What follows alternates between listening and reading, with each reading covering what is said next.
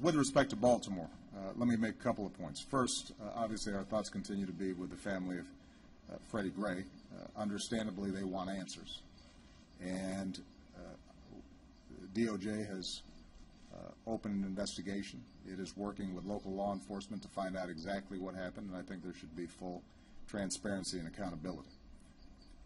Second, my thoughts are with the police officers who were injured in last night's disturbances.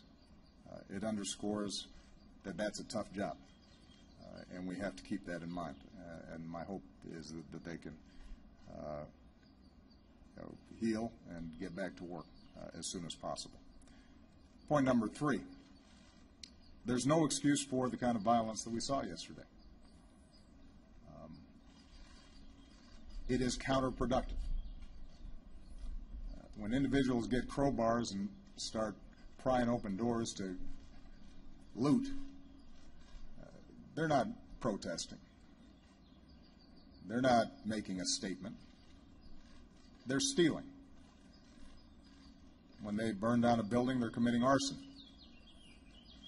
And they're destroying and undermining businesses and opportunities in their own communities that rob jobs and opportunity from people in that area. So it is entirely appropriate that the mayor of Baltimore, who I spoke to yesterday, and the governor, who I spoke to yesterday, work to stop that kind of senseless violence and destruction. That is not a protest. That is not a statement. It's people, a handful of people taking advantage of a situation for their own purposes, and they need to be treated as criminals. Point number 4, the violence that happened yesterday distracted from the fact that you had seen multiple days of peaceful protests that were focused on entirely legitimate concerns of these communities in Baltimore, led by clergy and community leaders, and they were constructive and they were thoughtful, and frankly didn't get that much attention. And one burning building will be looped on television over and over and over again, and the thousands of demonstrators who did it the right way, I think, have been lost in the discussion. The overwhelming majority of the community in Baltimore, I think, have handled this appropriately, expressing real concern and outrage over the possibility that our laws were not applied evenly in the case of Mr. Gray, and that accountability needs to exist. And I think we have to give them credit. My understanding is you've got some of the same organizers now going back into these communities to try to clean up in the aftermath of a handful of protesters, a handful of criminals and thugs who tore up the place.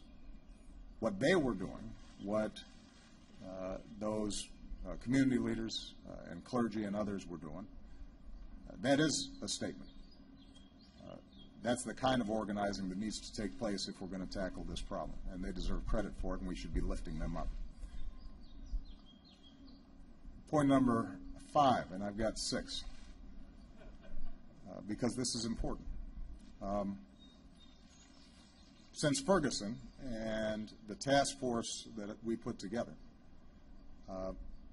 we have seen too many instances of what appears to be police officers interacting with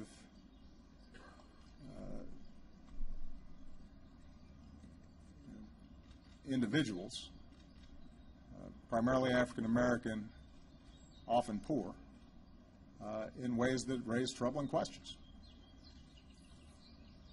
And it comes up, it seems like, once a week now, or once every couple of weeks. And so I think it's pretty understandable why the leaders of civil rights organizations, but more importantly, moms and dads across the country might start saying this is a crisis. what I'd say is this has been a slow-rolling crisis. This has been going on for a long time. This is not new, and we shouldn't pretend that it's new.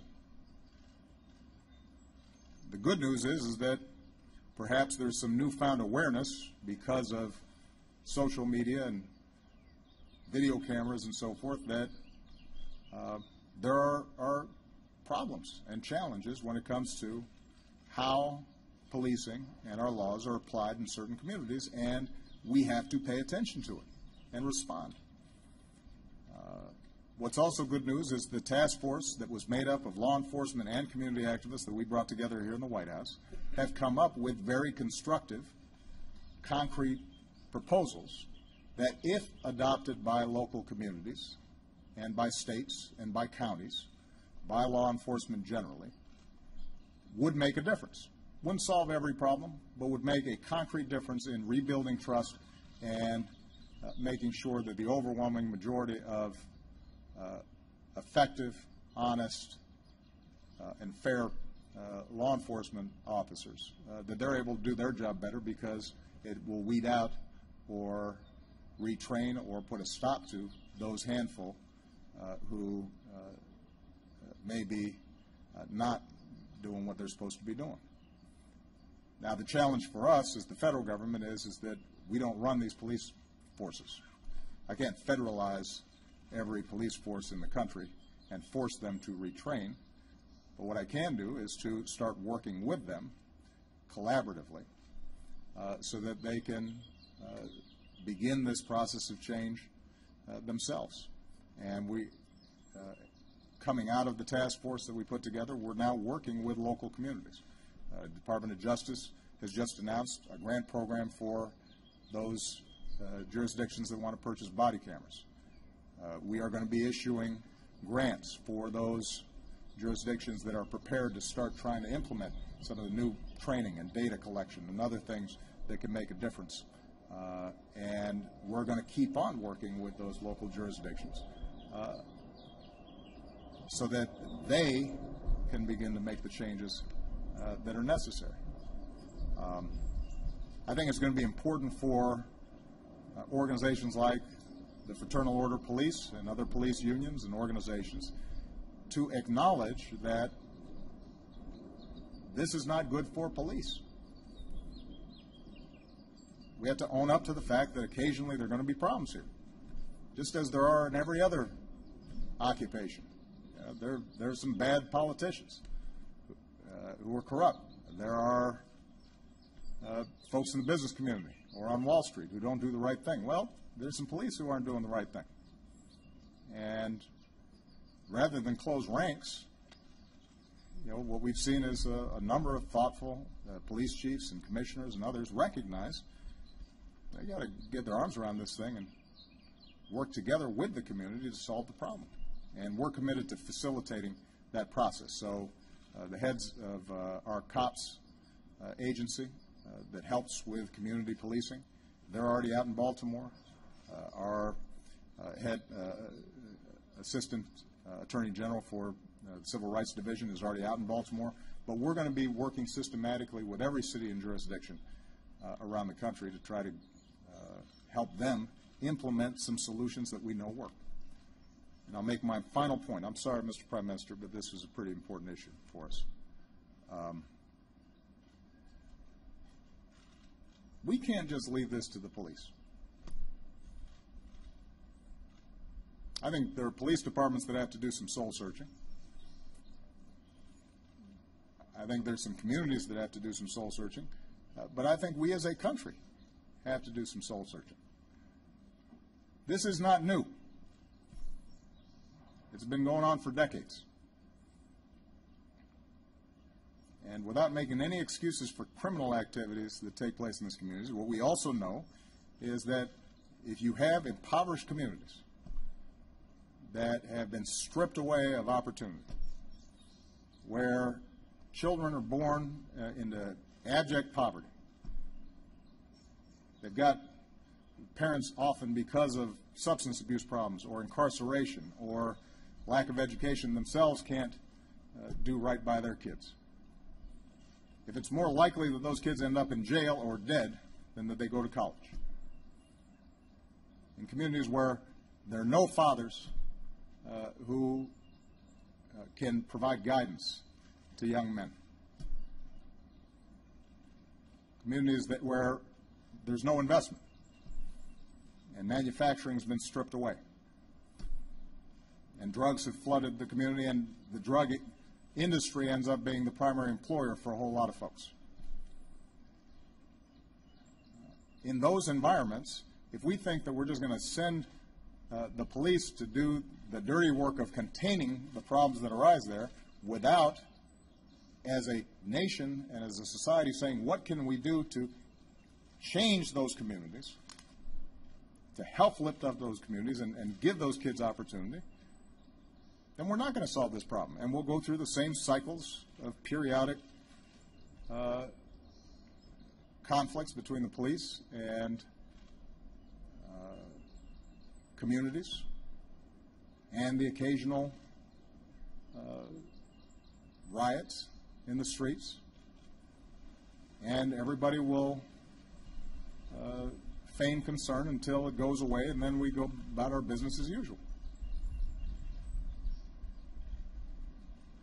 If we are serious about solving this problem, then we're going to not only have to help the police, we're going to have to think about what can we do, the rest of us, to make sure that we're providing early education to these kids, to make sure that we're reforming our criminal justice system so it's not just a pipeline from schools to prisons, so that we're not rendering men in these communities unemployable because of a felony record for a nonviolent drug offense, that we're making investments so that they can get the training they need to find jobs. That's hard. That requires more than just the occasional news report or task force. And there's a bunch of my agenda that would make a difference right now in that. Now, I'm under no illusion that out of this Congress we're going to get massive investments in urban communities. And so we'll try to find areas where we can make a difference around school reform and around job training and around some investments in infrastructure in these communities and trying to attract new businesses in. But if we really want to solve the problem, if our society really wanted to solve the problem, we could. It's just it would require everybody saying this is important, this is significant. And that we don't just pay attention to these communities when a CVS burns. And we don't just pay attention when a young man gets shot or has his spine snapped. But we're paying attention all the time because we consider those kids our kids, and we think they're important, and they shouldn't be living in poverty and violence. That's how I feel. I think there are a lot of good-meaning people around the country that feel that way, but that kind of political mobilization, I think we haven't seen in quite some time. And what I've tried to do is to promote those ideas that would make a difference, but I think we all understand that the politics of that are tough because it's easy to ignore those problems or to treat them just as a law and order issue as opposed to a broader social issue. That was a really long answer, but I felt pretty strongly about it.